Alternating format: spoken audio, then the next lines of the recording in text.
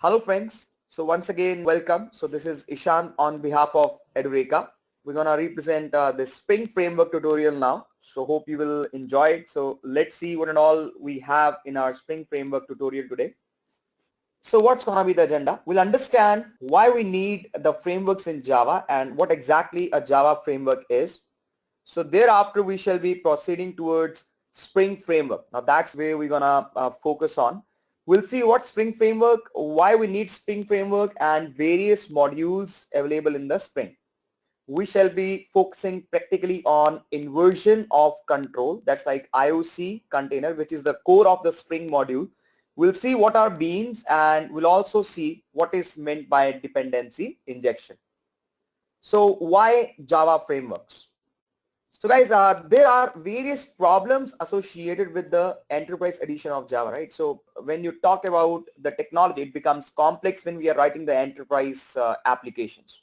So to name a few, we got a lookup problem. So when you're gonna do lookup, right? So you're gonna face the problems, and on the memory front, again, the optimizations are not done properly, right? So we got heavyweight components, and they're gonna focus more on memory part.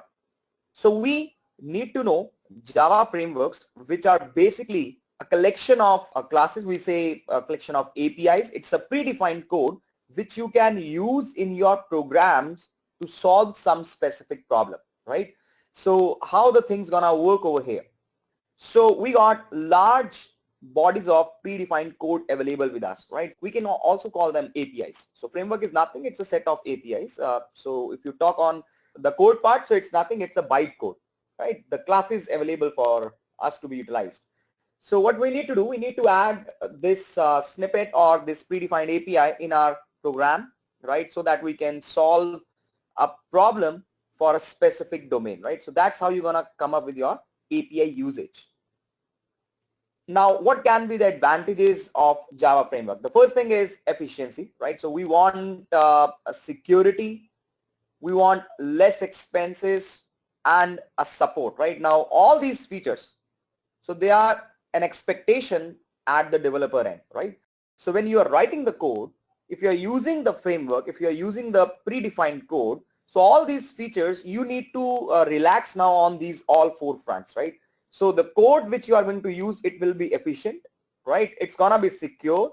So you need not to pay for it, because most of the Java frameworks, they are open source, right? And you just need to use them. You just need to include it into your program as a dependency, and then you finally use it, right? Other than that, support in the form of documentation or even in the form of various Stack Overflow threads coming in. So it's going to be very easy for us to manage any problem which we have. So there are various disadvantages evenly associated with the Java framework, right? So the number one is you got a restriction, then the code is public, and finally the custom build features. Let's understand that point now. So we are restricted to use an API the way it is. So you can't modify it. Now that's the whole scenario. If you want to use an API in your own different way, right, you can't do that. So we are restricted to use the same API. Let's say that one of the method, it's taking 3 inputs, and you are supposed to have a method which can do the same task with only 1 input. So you can't do that. Now it's a limitation, right? So there are restrictions. The code is public. It means that if you are going to use any of the API, what's going to happen? The same API is exposed to the public. Let's say you are supposed to use an open source API which is doing an encryption and decryption for you, right? So it's gonna be very much challenging for us to maintain that kind of a security. Then the custom built features. So if you have APIs, you can write your code, but the thing is, whatever the API is written, so what is the language or the technology behind the API? So many times that will not be exposed to the developer, right? So specifically in case it's a web service, you might not know what is the internals of that API. So that's what the encapsulation is all about, right? And here you face a challenge again. So we got various Java frameworks available now, right? There are a lot of frameworks available. So frameworks is nothing, it's a set of APIs. So you got JSF, Maven, Hibernate, Struts, Play, Spring, etc., etc., etc. guys. A lot of Java frameworks are available in the market. So specifically, we are supposed to discuss on Spring Framework, right? So there's a web development team of some XYZ company with this group of 6 members, and it's headed by the manager Harry, right? So he's the lead of the team. So Harry has got a call from the management team with some urgent requirement now, right? So he's having an urgent requirement to be implemented and to be delivered to the client somehow. So team, we got one request from the client that we need to write an application, but the challenge is that we have got very little time frame to finish off this project. Now this is one challenge which as a developer or as a development company, we're gonna face it for sure. So clients, whenever they're gonna come up with the first thing as we have very less time, right? When they have less time, we need to perform the end product to the client. So we need to rely on the framework somehow. So if we go by the general way, it's gonna take a lot of time in writing the unnecessary code, right? It's gonna take a lot of time. So we need something that's fast, flexible, and efficient. So it's not only that we're going to use a framework, but we also need to consider more of the parameters. So that's like you should have an efficient code which you can integrate and you can write an application with, right? So in case we need to use any framework, now Ria says let's use any framework over here. So Alice says we can go for Struts, then someone says we can go for Hibernate. So guys, these are all Java frameworks more or less, right? So finally Ria says that we can use Spring Framework. Now why specifically Spring Framework? Because it outshines the other frameworks in a way that it's a framework of frameworks now. So it provides us the flexibility, as well as we got model view controller architecture, right? So Spring MVC is basically based on interfaces. So the way we got Struts and Hibernate, so they are not all the interfaces, but you need to use the objects and classes, whatever we have. So in Spring Framework, specifically in the MVC, what we got interfaces so that we can write our own implementation. Now that's the benefit, right? So we got interface, we just use it, we write the way we want to create the implementation of that interface. So this way you won't affect the client side even.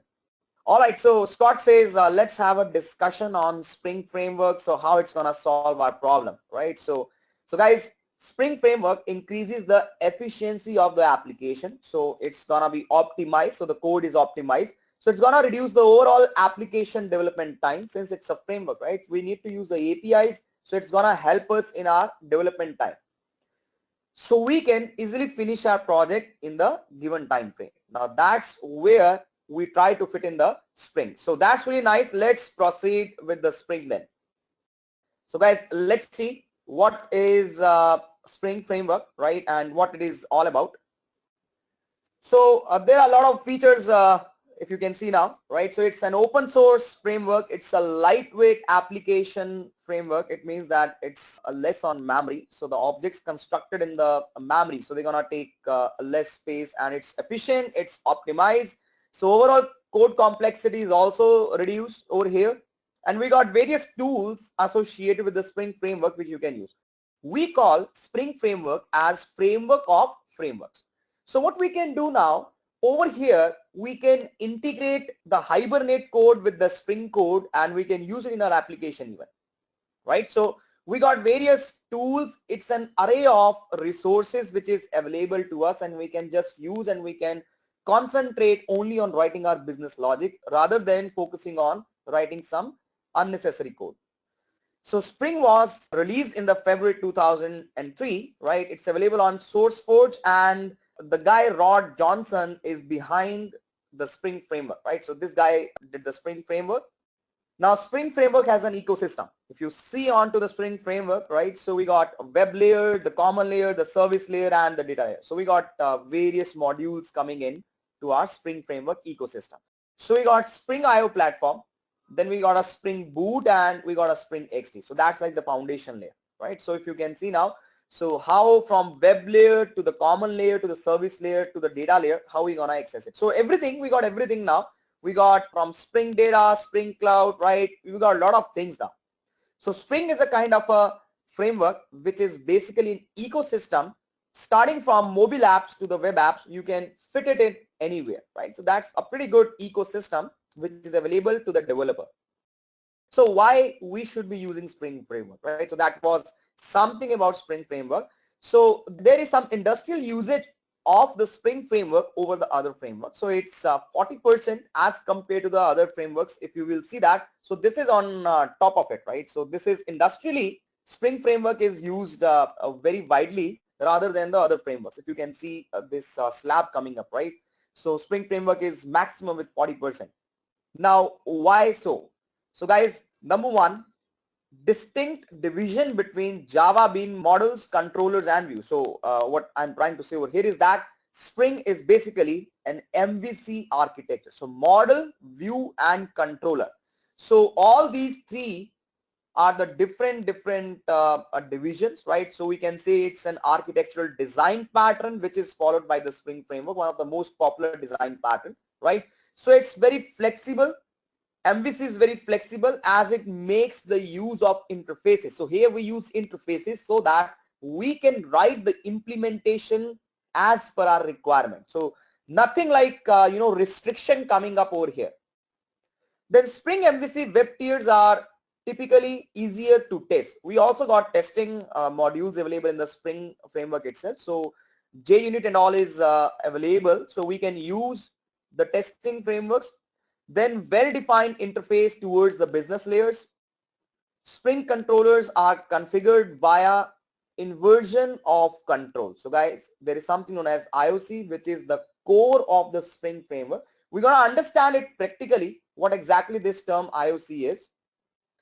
Other than that, offers better integration with view technologies other than JSP. So let's say I want to integrate JSP with the JDBC. I want to use JDBC code in my JSP, right? So one way is typically the developers, they're gonna follow the basic approach. They're gonna write all the sequential steps and they're gonna do it. Other than that, we're gonna use a design pattern.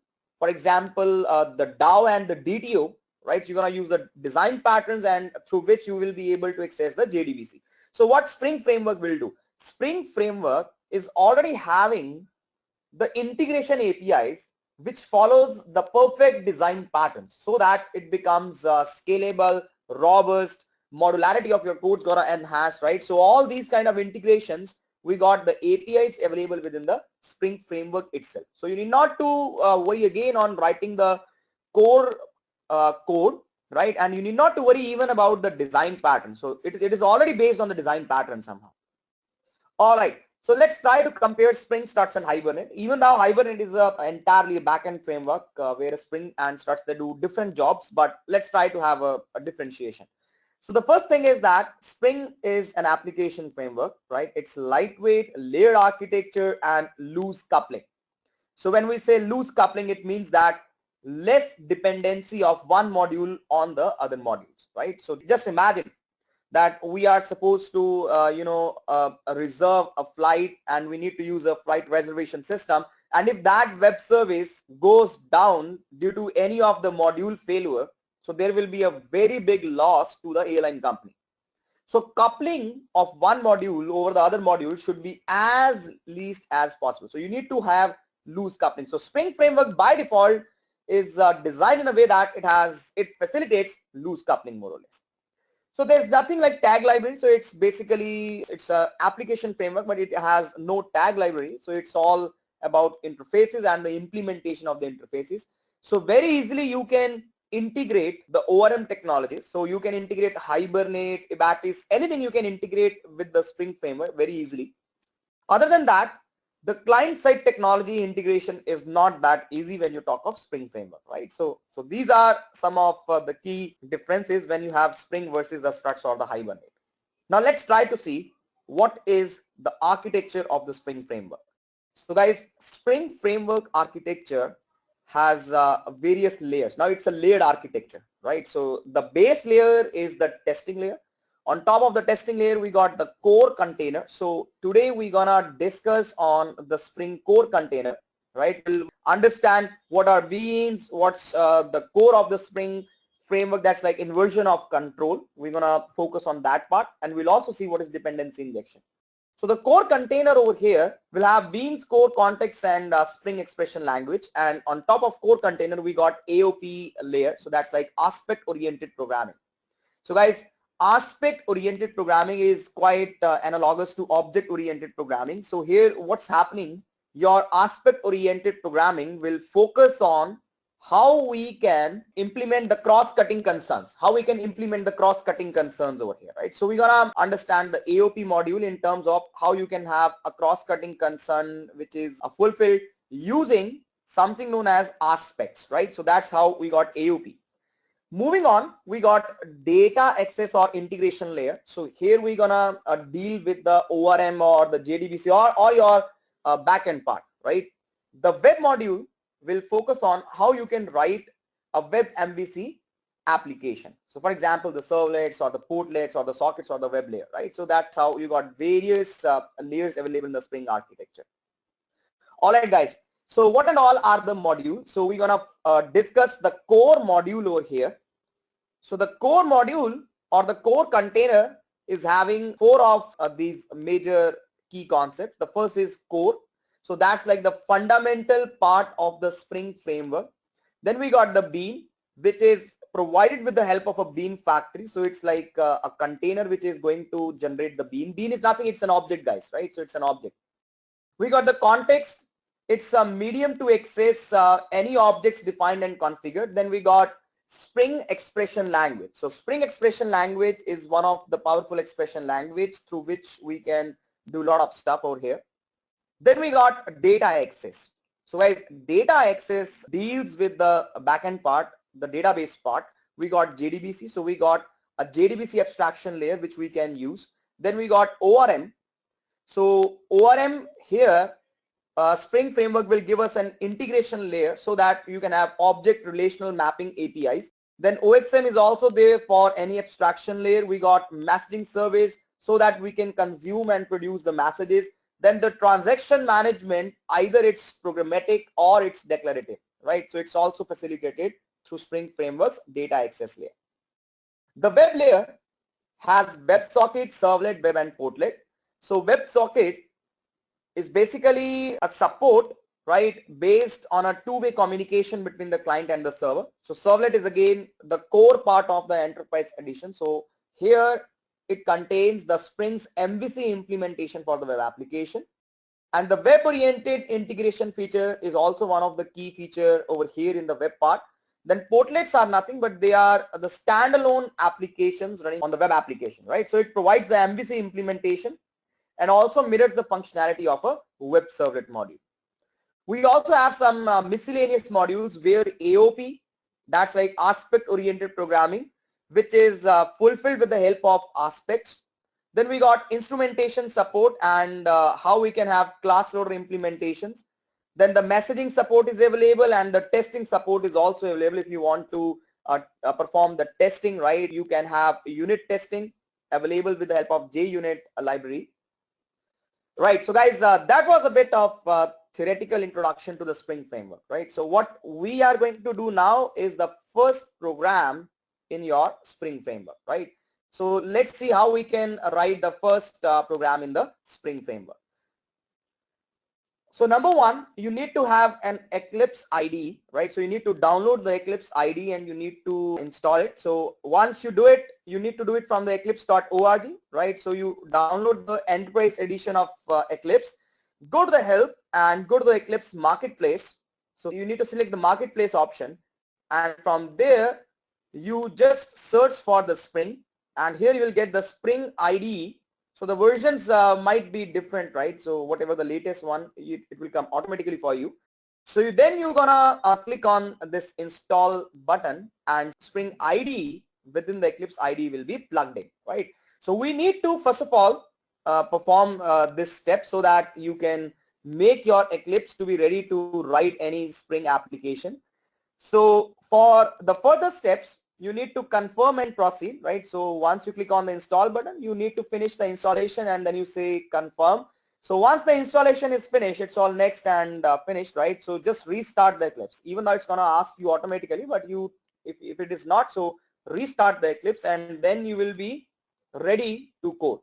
Now, in order to code the application, we got 5 simple steps. The first one is you need to write a bean class. Then we need to have an XML file. Then there will be one main class that's going to have the main method, right, where you're going to write your core logic. You need to load the jar files required for your Spring core framework, and finally you do the run on your project, right? So that's the sequential approach of writing our program, right? So guys, let's try to focus on how we are going to perform this operation. So let's try to see that if there is a class known as employee, let's say that there's a class employee, and for this class employee, I got an EID, that's like employee ID, and you got the employee name coming in. Let's try to say the address of the employee, right? And we can also have what's the gender of the employee. A lot of other things you can write over here, right? So what are these? These are nothing but these are the attributes, right? So we got the attributes coming in over here. So other than that, we can have methods of our choice. Now traditionally, so or you can say conventionally, how you write the object, right? So the object construction. So how you gonna construct the object? In order to construct the object, you will say employee, then the reference to the employee, and you create a new object of employee, right? So this is how you're gonna create the object of employee. So it's very basic to understand that traditionally, if you want to write an object of employee, it's very easy in Java. You just write the class name, a reference variable, then a new object, right? So this is a call to the constructor somehow. What I can do now, I can just say eref.eid is 101, right? Then you say eref.ename goes like John Watson.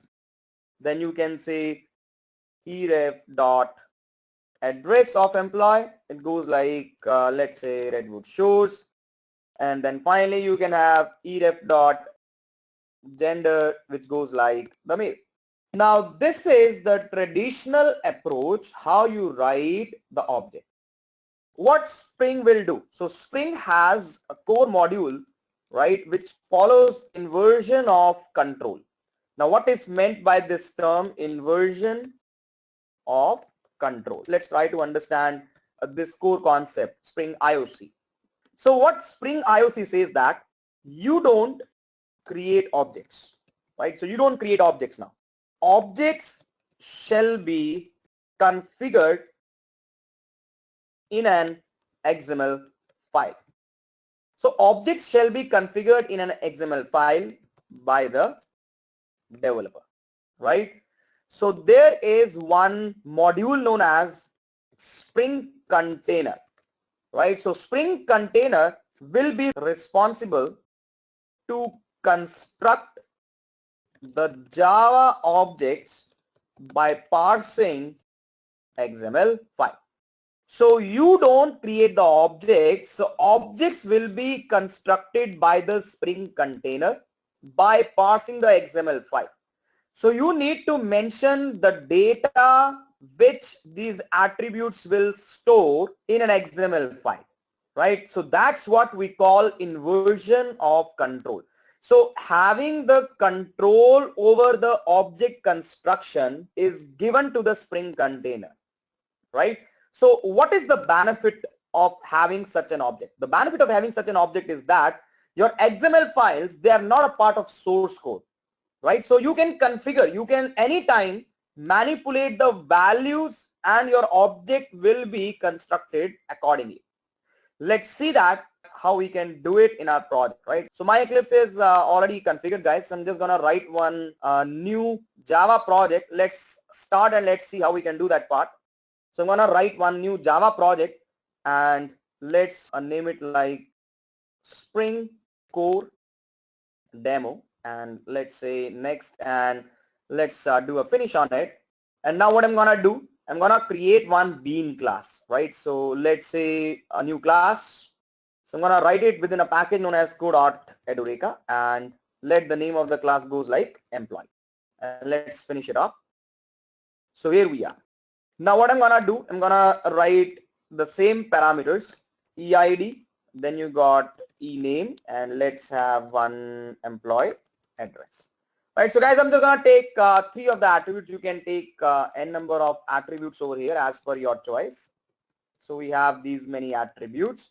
Now I'm gonna write down the methods. So methods typically are the constructors, then the getters and the setters, right? So I'm gonna write one employee constructor, which is a default one, right? So it has nothing over there. Then I'm gonna write one parameterized constructor. So I'm gonna do a right click, source, generate a constructor using the fields over here, if you can see, right? And say okay.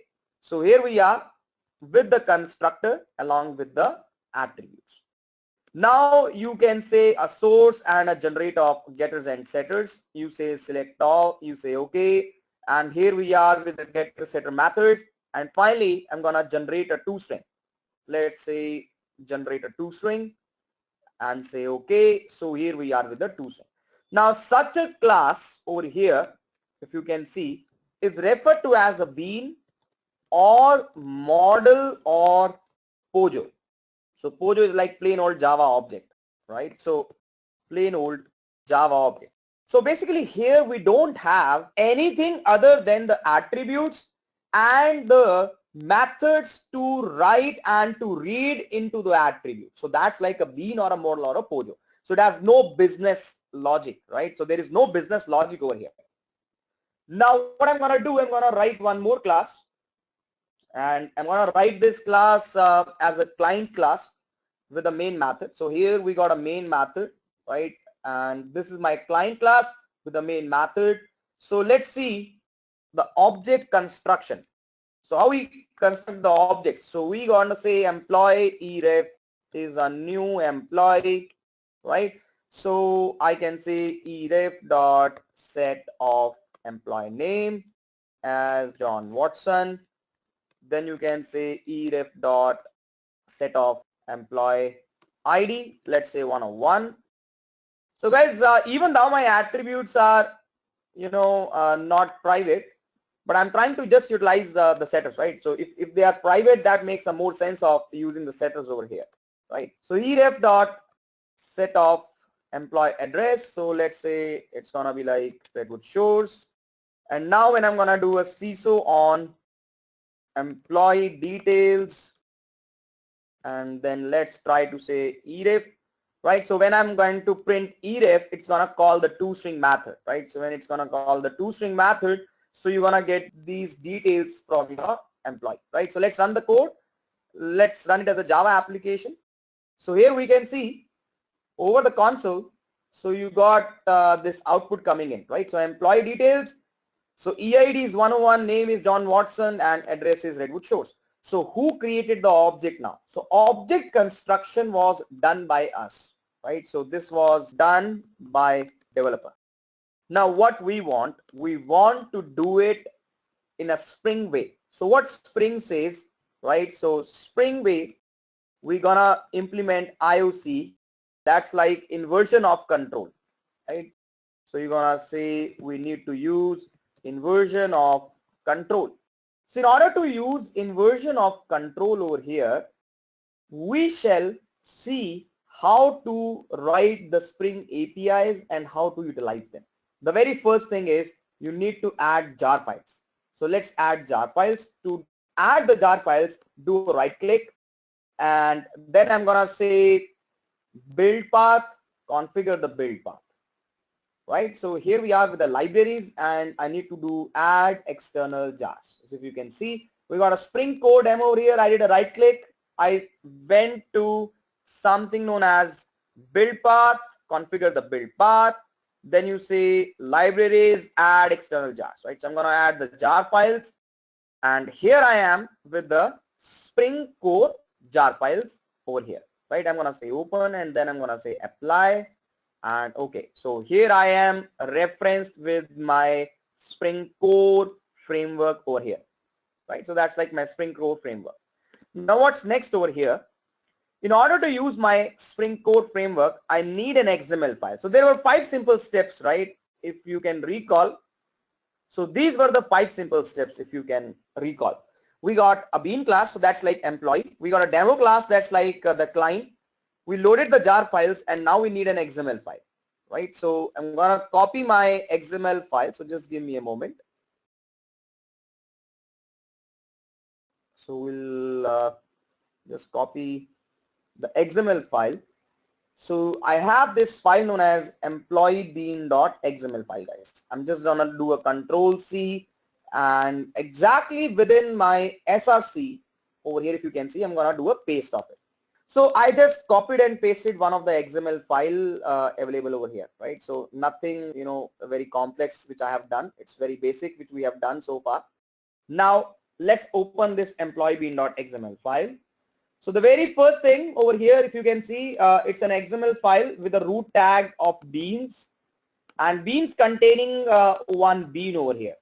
So I'm gonna say the ID of the bean over here is something like emp, and the class goes like _edureka.employee, right? So I am going to give the reference over here, and this is the class name. So there will be some properties now. So the property goes like EID, ename, and EAddress. So these are the three properties available over here, right? If you can see, EID, ename, and then EAddress. So these three properties I have given over here: EID, ename, and EAddress. So for my EID, the value goes like 1 or 2. For the ename, it goes like Jenny, and my EAddress, I'm gonna write it as let's say some Southern Shores. Let's take some different address value over here.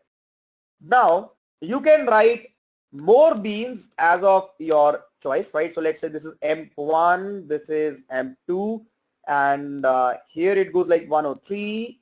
Let's say Jack, let's say Eastern, right? So these are, you can say, it's a configuration resource for my objects. So I am just putting up the key value pair over here. So key is the attribute name and the value is the exact value which the attribute holds. Let's come to the client. Let's see how we can write the Spring way, how we can do the inversion of control. To do the inversion of control, we'll write an API known as resource. So it's like from the Spring framework, if you can see, it's an interface now, right? So the third one, resource is a new class path resource, and here I'm just gonna give the name of employee_bean.xml. So if you can see now, so what we have done, we have given the name of this XML file over here, right? And thereafter I'm gonna say bean factory. So again, we got an interface known as bean factory over here. So bean factory is a new XML bean factory from the resource. Now this is known as the Spring core container, right? So bean factory is nothing. It's what? It's a Spring container which shall read or which shall parse XML file and construct the objects. So we don't construct the objects now. So if you can see, so this was the traditional way how we are writing the objects, but this is something the Spring way, right? So now what I need to do, I need to say employee E1 is factory dot get the bean, and you just mention the reference that's like emp1. So I want to get the reference to the emp1, so I'm just writing this emp1, and if you get it, so you need to do a typecast over here.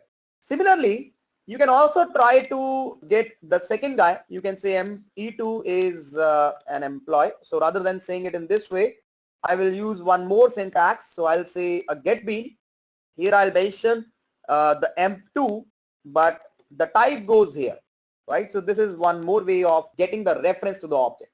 So objects are constructed by the Spring core container, and you are just obtaining the reference to the object, right?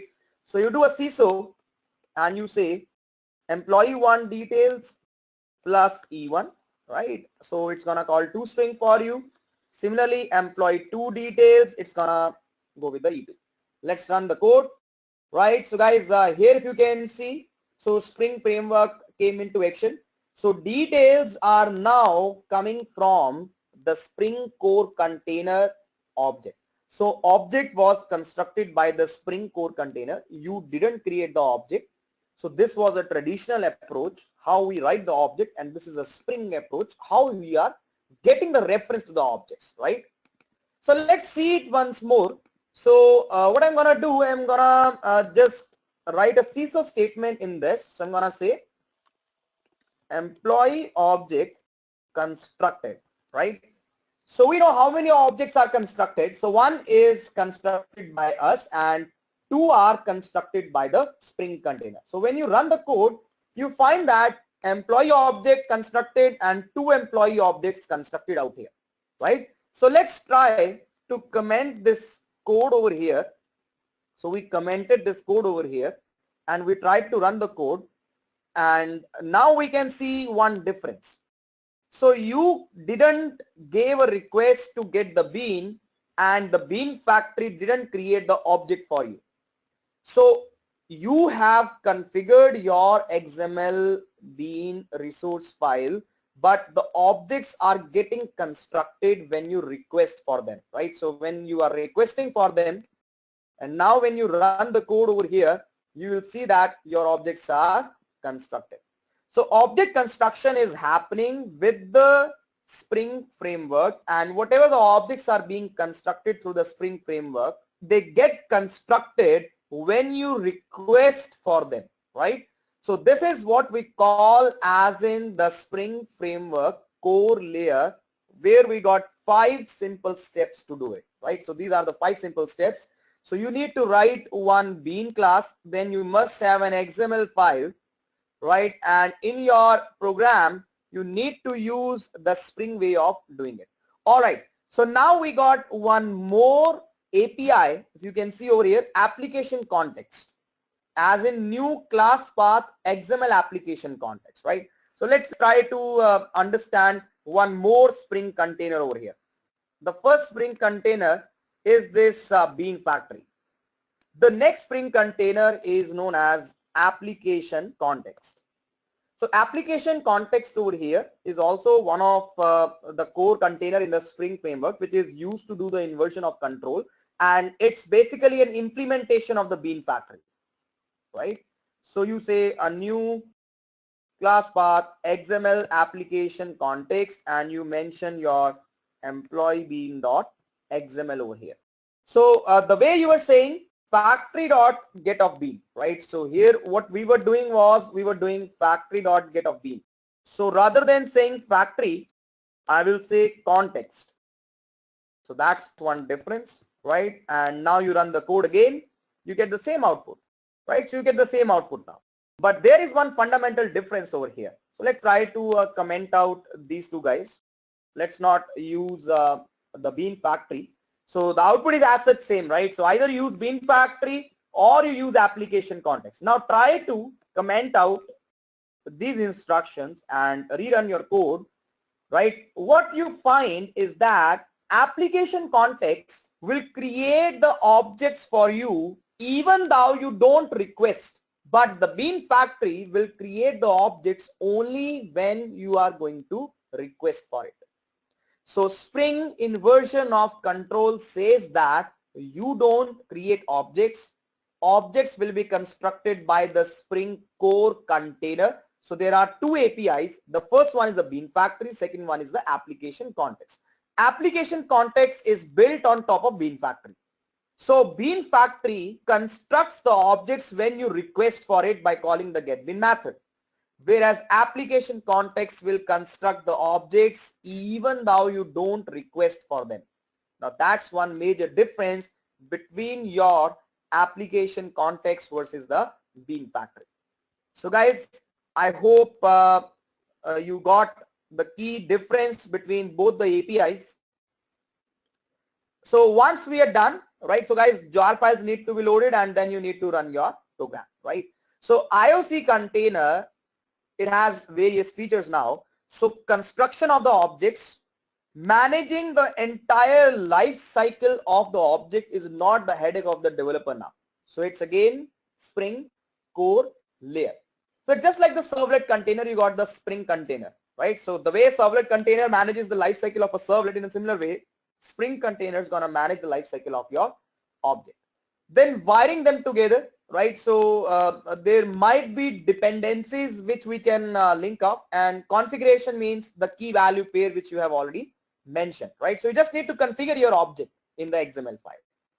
So there are various features of IOC container now, right? The Spring IOC container, by using a Java Pojo class and the configuration metadata, produces a fully configured and an executable system or an application, right? So what we do, we give the metadata and the Pojo information to the Spring container, right? So if you can notice over here, so what we have given, we have given the XML file that's like metadata, and we are mentioning what is the type, right? So the information is given to the Spring container, and the final result will be that you will be having the object which you can use in your application, right? So let's see once again. So we got two types of IOC containers. One is the Bean Factory, other one is the application context. Bean Factory will construct the object when you request for them, whereas application context will construct the object even if you will not request for them, right? So that's a major difference. Other than that, Bean Factory is the simplest container so that we can provide basic support, for example, dependency injection, whereas application context is built on top of Bean Factory, and the container will add more enterprise specific functionalities, right? So this is something which is more relevant to use rather than the Bean Factory. All right. So what is a bean now? So guys, bean is nothing. It's a Java object more or less, right? So they are the objects which form the backbone of our application. Why we need object? We need object to contain data. And these objects within the Spring framework are managed by the Spring IOC container itself, right? Now that's the point of relaxation. Further, Spring IOC container will be the one who will be responsible to instantiate, assemble, or manage the life cycle of your entire bean object. The configuration metadata and the bean is given to the Spring container so that we can get the constructed bean object, right? So that's something which is inline to your bean object. So what is happening over here? IOC container is gonna take the metadata, right, and thereafter it's gonna give us the bean. Let's understand the life cycle of a bean. So what happens? The core container will construct the object, and that will be responsible even to destroy the object, right? So we don't destroy the objects now. So instantiation, then populating the properties, first of all constructing the object, then setting the data into the object. So setting of the data into the object is done by the setter methods. So if you don't have the setter method in your bean class, this IOC will not be possible. So you need to have setter methods, right? So once we are done with that part, so all the setter methods are called, then your applications, processing will happen, the APIs, the core container, right? So that's gonna come into action. So any post processing or any properties which you need to set, you can do that. So you can have your custom init, and you can have your, kind of post processor available in your beans. We'll see that. And once the bean is ready to use, right, so container is finally shut down and your bean will be destroyed. So guys, let's try to see one basic lifecycle implementation of this whole process. So what I'm gonna do over here, in my employee, I'm going to write two methods, right? So let's see. I'm gonna say public void my init. So I'm gonna say CISO object initialized, and I'm gonna write one more method. So this goes like my destroy. So I'm gonna say object destroy. Now in the employee bean over here, I'm just gonna comment out this second guy, right? So let's try to use only one guy. So I'm gonna say init method that goes like my init, and a destroy method which goes like my destroy. So you can manage the life cycle of the bean, right, by writing your own init and destroy methods. So here what we have done, we have mentioned that my init is the initial method where the object initialization can be done, and destruction method is my destroy. So you mentioned it over here. Coming to the client now. So let's, I'm just gonna comment out this guy as well. So from my application context, let's try to run the code. And now what you see is that once the constructor is called, thereafter your my init method is getting executed, and then you can use your employee object. Other than that, what we can do, we can close this application context so that all the objects can be destroyed. So to do that, what I'm gonna do, I'm just gonna get the reference to this guy class path XML application context, right? So I'm just gonna say let's downcast it. So I'm gonna downcast the context over here, and thereafter I'm gonna say cxt dot close. So I'm just gonna close the context, right? So close the context. So I'm just gonna say shut down dear Spring Core container. So when the container is gonna shut down, it's gonna delete all the objects available, right? So let's try to run the code now. And now what we can see is that object is destroyed. So your object destruction happens when you are explicitly closing the context. So otherwise the object destruction will totally be dependent on your Spring Core container, right? So guys, that's how you got the life cycle of your Spring Core container, right? So let's now try to see some more demo on beans through dependency injection, guys, right? So let's see what is meant by the term dependency injection. So before we understand the term dependency injection, we need to understand the term what is meant by coupling, right? So let's see that coupling theory first of all. Consider that I got this class employee, right? So we got a class employee over here now, and employee is having one EID, then employee had one name, but for the employee address, I'm gonna create another class, right? So it's a multi-value thing. So I'll just have, you know, kind of what's the city, then what's the state, what exactly is the zip code, right? Now this is where I am going to create a has a relationship, and I'm gonna say employee has an address, right? So you got this relationship available over here. So it's basically where we have got a has a relationship associated with the employee and address. So employee has an address now. Now, how you are going to create the employee object? You will say employee E is a new employee. So within the constructor of this guy employee, what I'm gonna do, I'm gonna say EID is a 0, E name is again, let's say some default value like not available, and address can go like a new address. So here what we have done, we have done the object construction, right? Whenever I'm doing an object construction over here. So this is a high dependency. What is happening over here? So construction of address object relies on construction of employee object. Now that's the scenario. So what is happening over here, right? So guys, what is happening over here? When you write the object of employee, then the object of address will be constructed. It means that there is a dependency of your address object which is getting constructed in the constructor of the employee object. It means that until and unless you don't create the employee object, you can't construct the address object. Such a code, right, such a statement leads to high coupling. We need to lower down the coupling first of all. So we don't do it in this way. So what we do, we rather create one constructor which takes a reference to the address as input. And thereafter what we can do, we can just assign this guy like this, right?